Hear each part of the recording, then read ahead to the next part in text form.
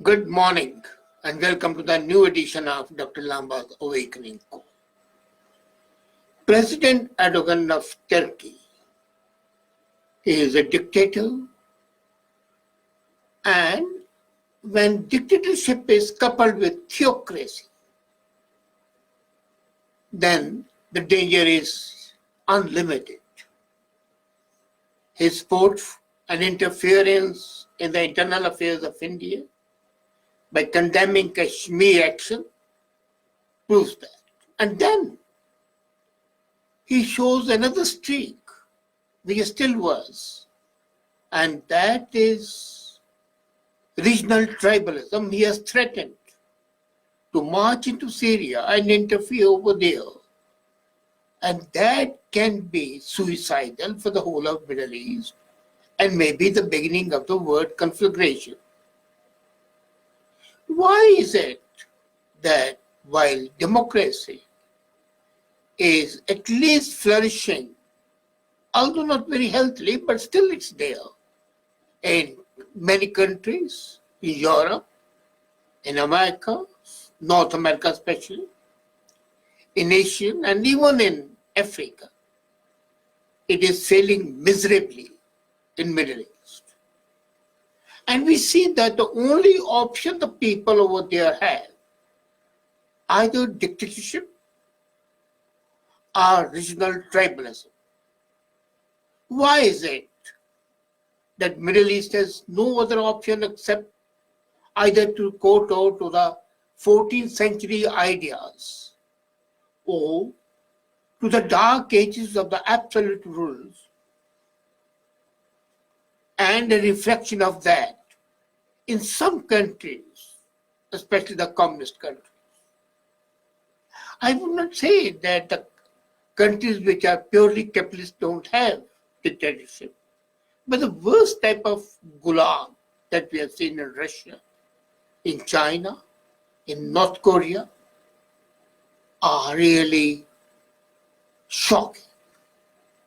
During the 2011 Arab Spring, there was some hope that democracy would take roots in Middle East, starting in Tunisia, spreading to Libya and Egypt, and then jumping across to Syria and Yemen. Mass movement of the people wanting their voices to be heard rose up against long-term dictators. It was thought that the Middle East and the North Africa were undergoing to see and witness a fundamental change in the governance, in the setup, political systems, and the aspirations of the people would be met to a great extent. A decade has passed, 9 years to be more precise. And it's very clear that all those hopes that were raised were naive. If you remember, even 10 years back, a decade back, at the beginning of the Arab Spring, I had said that this is not going to be a permanent thing. This is going to be a wave which, like the tidal wave, comes and goes. And all attempts to bring democracy in Middle East would fail. And they have failed. My fears have, at that time many people told me that no, I'm wrong. I'm pessimistic. I do not understand the needs and the urges of the people. And I told them, no, it is the socio-cultural, political background.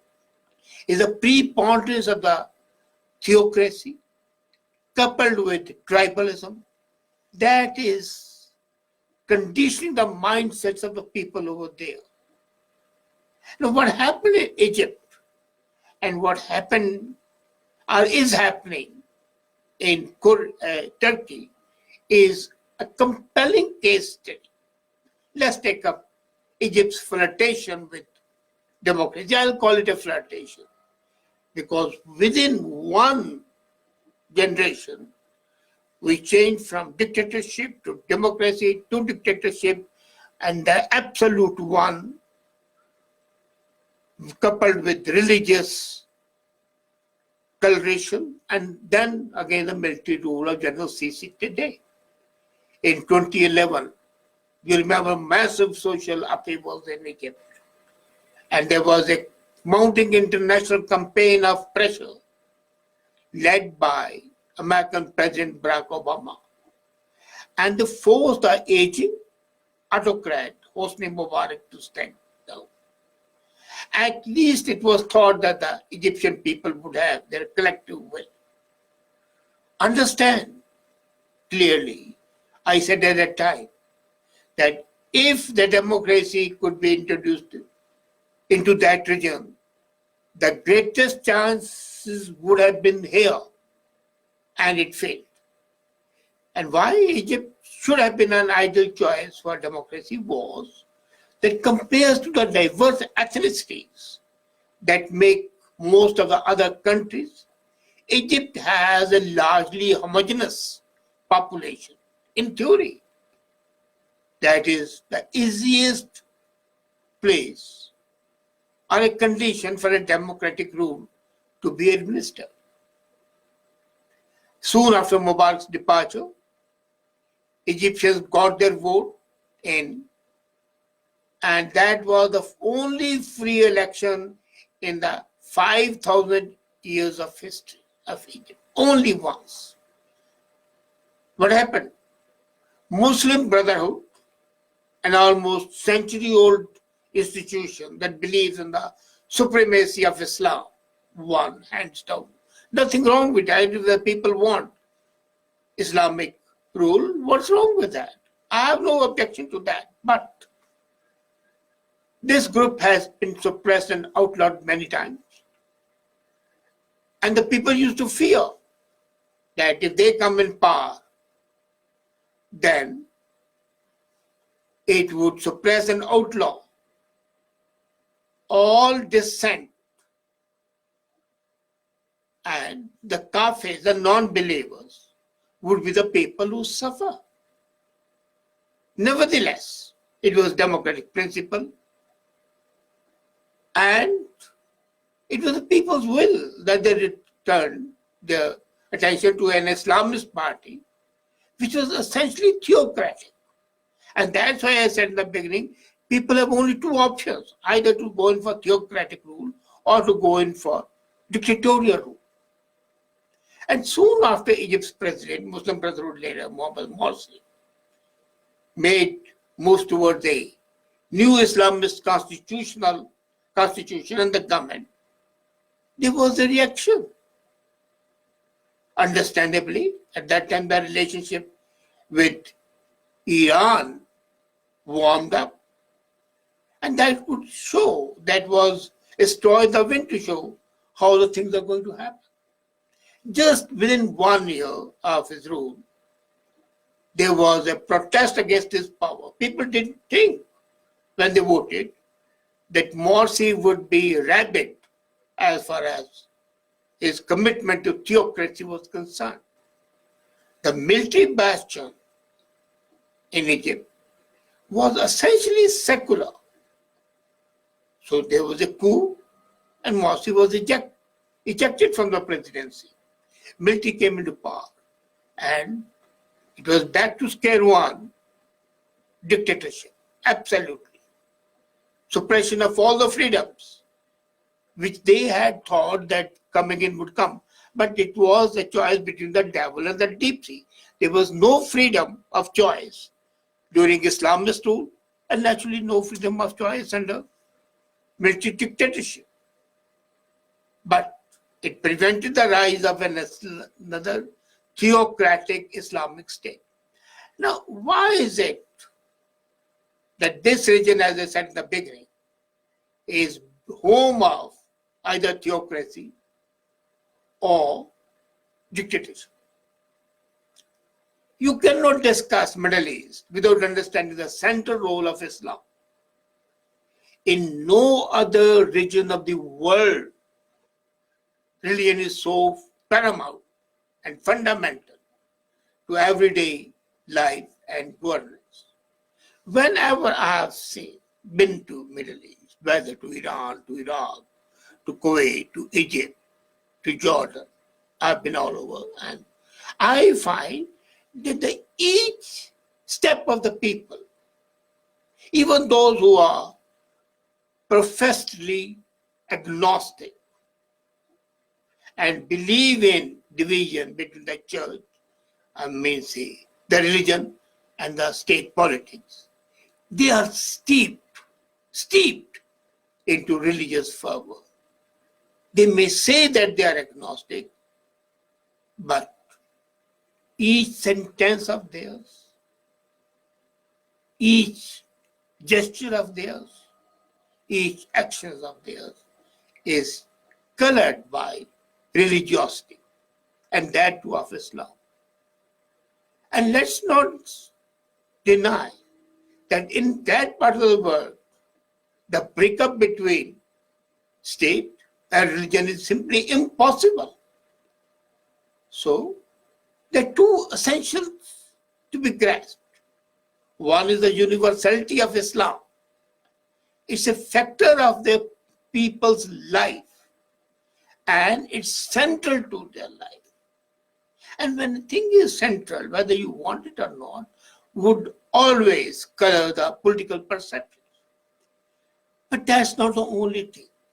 Islam has 80% of the contribution to make that region either theocratic or absolute dictatorship, like that of Saddam Hussein, like that of Bashar.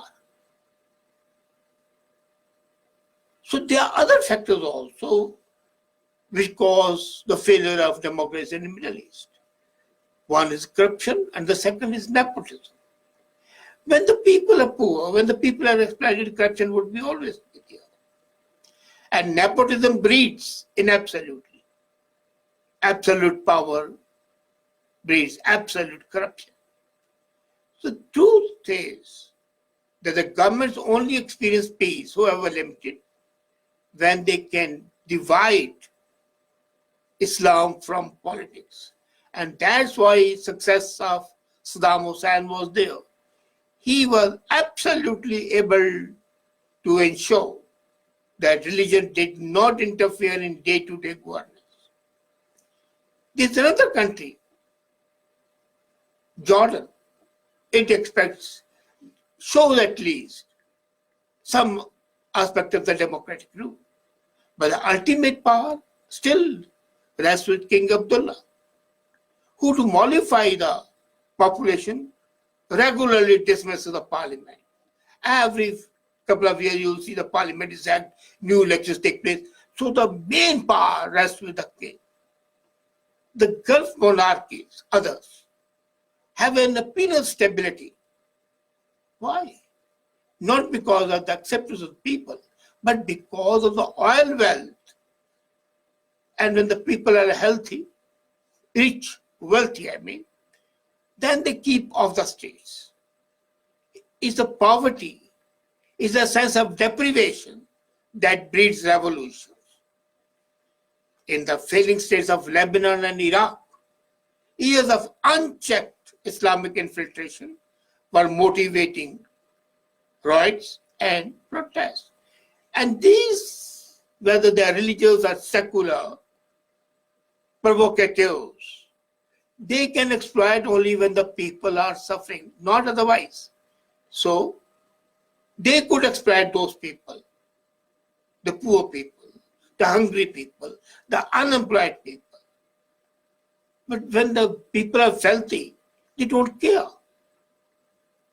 Inevitably, even in Iran, where actually people have Islamic rule, freedoms are curtailed, and that's why the people revolt.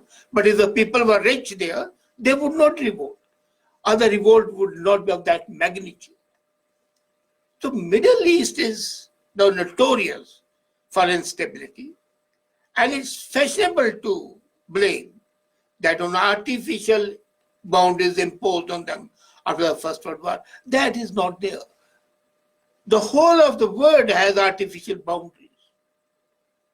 For example, in India, There was a time when Myanmar, Nepal, Bhutan, till Afghanistan, Sri Lanka, they were all a part of India.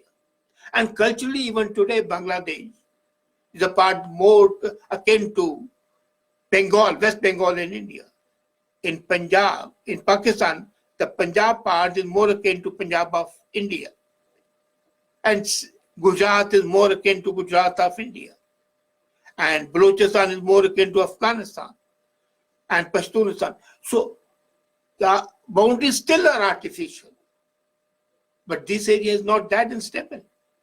So the so-called artificial national boundaries imposed by the Europeans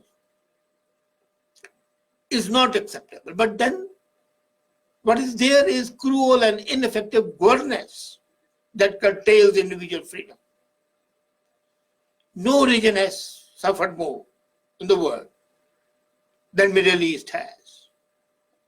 And there's more bloodshed, more intestine war, and it has been happening for hundreds of years. In fact, considering the region's history, there are not a family today for which continuous violence has not cost the life of a beloved one. So when I see the protests in Iran, when I see Erdogan going to Syria, it is an expression of those tendencies which crave more and more power and seek to divert the attention of their people towards other things. Erdogan has opposition, so what better way to divert the attention of the opposition and of the people but to say, okay, we are going to liberate Syria. I am going to ensure that the Kurds are no longer a menace. As long as theocratic and tribalism rules, Middle East will have no peace. Until Middle East has peace, the world cannot sleep safely, peacefully. There's a conundrum of that region which is convulsing that region and in turn agitating the whole world. Thank you.